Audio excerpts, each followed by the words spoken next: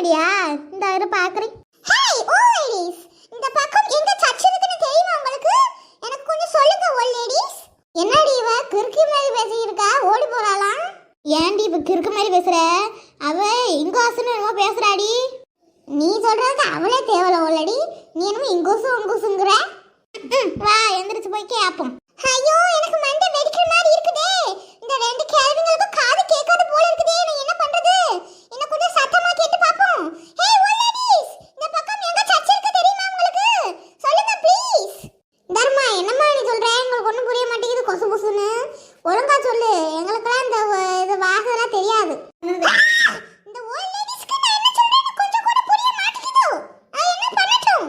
இங்க பாருங்க volt ladies, நான் என்ன கேக்குறேன்னா இங்க எங்க சர்ச் எங்க இருக்குன்னு கேக்குறேன். உங்களுக்கு தெரியுமாங்கள சொல்லு. சாமி கும்பிட போவோம்ல சர்ச், அதான் கேக்குறேன். எங்கன்னு சொல்லுங்க. சர்ச்சா? நேரா போய் இடது பக்கம் திரும்புங்க, அங்கதான் சர்ச் இருக்கு. ஓ மை காட், இந்த கேள்வி என்ன இடது கொடதுங்குது? எனக்கு ஒண்ணும் புரிய மாட்டேங்குது.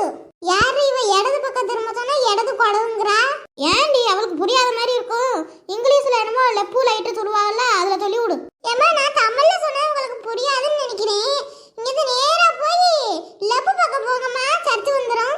ஓ my god, what is mean by left? I don't know. என்னவா இருக்கும்?